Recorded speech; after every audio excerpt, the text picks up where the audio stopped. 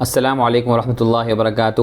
میں ہوں آپ کا میزبان حافظ محمد دانش۔ محترم سامعین ناظرین، آپ کے سوالات کے جوابات کے لیے ہمارے ساتھ موجود ہیں بٹلہ ہاؤس سے شاہم مسجد کے امام و خطیب مفتی احمد بن محمد ارشد خان صاحب۔ جی مفتی صاحب، سہیل فضیل کا سوال ہے، فرض نماز کے بعد آیت الکرسی سر پر ہاتھ رکھ کر پڑھنا چاہیے یا دعا کی طرح؟ بسم اللہ الرحمن الرحیم، الحمدللہ وحدہ والصلاة والسلام علی من لا نبی بعدہ، اما بعد۔ حضور اکرم صلی اللہ علیہ وسلم سے متعلق یہ بات احادیث میں منقول ہے کہ نبی کریم صلی اللہ علیہ وسلم فرض نماز سے فارغ ہونے کے بعد دایاں ہاتھ سر پر رکھ کر یہ دعا پڑھا کرتے تھے، بسم اللہ الذی لا الہ الا هو الرحمن الرحیم، اللہم اذہب عنی الہم والحزن۔ البتہ آیت الکرسی سر پر ہاتھ رکھ کے بغیر پڑھنا چاہیے۔ اس کی فضیلت یہ ہے کہ نبی کریم صلی اللہ علیہ وسلم نے ارشاد فرمایا کہ جو شخص بھی ہر فرض نماز کے بعد آیت الکرسی پڑھنے کا اہتمام کرے گا، اس کے لیے جنت میں داخلے سے صرف اس کی موت مانع ہے اور رکاوٹ ہے، لہٰذا سر پر ہاتھ رکھ کر صرف دعا پڑھنا ثابت ہے، نہ کہ آیت الکرسی۔ مولانا خلیل صاحب ممبئی سے معلوم کرتے ہیں، حضرت سلیمان علیہ السلام کا زمانہ حضرت موسیٰ علیہ السلام سے پہلے کا ہے یا بعد کا؟ حضرت سلیمان علیہ السلام کا زمانہ یہ حضرت موسیٰ علیہ السلام سے بعد کا زمانہ ہے۔ ایک صاحب معلوم کرتے ہیں، اگر کوئی شخص کسی دوسرے سے استخارہ کرائے تو یہ استخارہ اس کے حق میں مفید ہوگا یا خود استخارہ کرنا چاہیے؟ استخارے سے متعلق احادیث میں موجود ہے، کان رسول اللہ صلی اللہ علیہ وسلم یعلمنا الاستخارۃ کما یعلمنا سورۃ من القرآن۔ صحابہ اکرام فرماتے ہیں کہ نبی کریم صلی اللہ علیہ وسلم ہمیں استخارہ اس طرح سکھایا کرتے تھے جس طرح قرآن مجید کی کوئی سورت سکھاتے تھے۔ استخارے کی بہت ہی اہمیت ہے، لہٰذا کوئی بھی اہم کام کے موقع پر استخارہ کرنا یہ سنت ہے، لیکن یہ بات یاد رکھنی چاہیے کہ استخارہ خود سے کرنا یہ مسنون ہے۔ صحابہ اکرام رضوان اللہ تعالی علیہم اجمعین نبی کریم صلی اللہ علیہ وسلم سے اپنے کاموں کے بارے میں مشورہ لیا کرتے تھے، لیکن انہوں نے کبھی بھی آپ سے استخارہ نہیں کروایا، حالانکہ آپ کی ذات تمام غلطیوں سے پاک اور معصوم تھی، اس کے باوجود بھی انہوں نے نبی کریم صلی اللہ علیہ وسلم سے استخارہ نہیں کروایا۔ اسی لیے ہم بھی کسی بزرگ سے یا کسی اور سے استخارہ کرنے کے بجائے خود استخارہ کریں۔ محمد سالم مانڈی مظفر نگر سے معلوم کرتے ہیں، جب ہم کسی دوسرے کے نمبر پر کال کرتے ہیں تو گانا بجتا ہے، اس کا کیا حکم ہے؟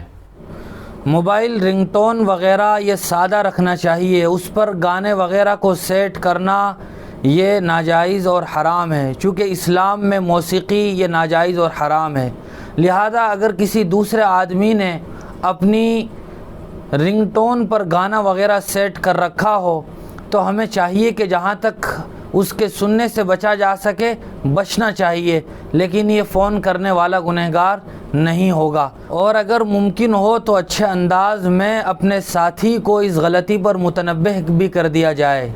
حنزلہ حسین سیو ہاروی سے پوچھتے ہیں، ہمارے یہاں جس طرح نکاح پڑھانے والے کو پیسے ملتے ہیں اسی طرح نکاح کے گواہوں کو بھی ملتے ہیں، گواہوں کا پیسہ لینا کیسا ہے؟ نکاح پڑھانے والے کا ہدیہ لینا یہ بالکل درست ہے، البتہ اگر کسی علاقے میں یہ بھی بات ہو کہ گواہوں کو بھی ہدیے کے طور پر کچھ رقم دی جاتی ہو تو اس کا لینا بھی جائز اور درست ہوگا، بشرطے کہ دوسری کوئی شرعی قباحت اور برائی موجود نہ ہو۔ محمد شاداب کیما گڑھ سے معلوم کرتے ہیں، بعض لوگ بیت الخلاء میں تھوکتے ہیں، یہ کیسا ہے؟ فقہا نے بیت الخلاء کے آداب میں سے یہ بات لکھی ہے، ولا یبزق فی البول، کہ پیشاب وغیرہ میں نہ تھوکا جائے، اور چونکہ بیت الخلاء میں بھی آدمی پیشاب پاخانے وغیرہ سے ہی فارغ ہوتا ہے، اس لیے بلا ضرورت وہاں بھی تھوکنے سے پرہیز کرنا چاہیے۔ انضمام الحق گجرات سے معلوم کرتے ہیں، دوسروں کے گھر جا کر قرآن خوانی کرنا اور پیسے لینا کیسا ہے؟ انتقال کے بعد وارثین کو اسی طرح اولاد رشتہ داروں کو چاہیے کہ وہ از خود اپنے مرحوم کے ایصال ثواب کا اہتمام کرے، اور اس میں قرآن کریم پڑھ کر بخشنا اور ایصال ثواب کرنا یہ نہایت ہی مؤثر عمل ہے، لیکن اس کے لیے باضابطہ طور پر اہتمام سے مدرسے کے بچوں کو بلا کر صرف خانہ پوری کر دینا اور پھر ان کو پیسے بھی دینا یہ جائز نہیں ہے۔ ایک صاحب کا سوال ہے، نیٹ ورکنگ کا بزنس کرنا کیسا ہے؟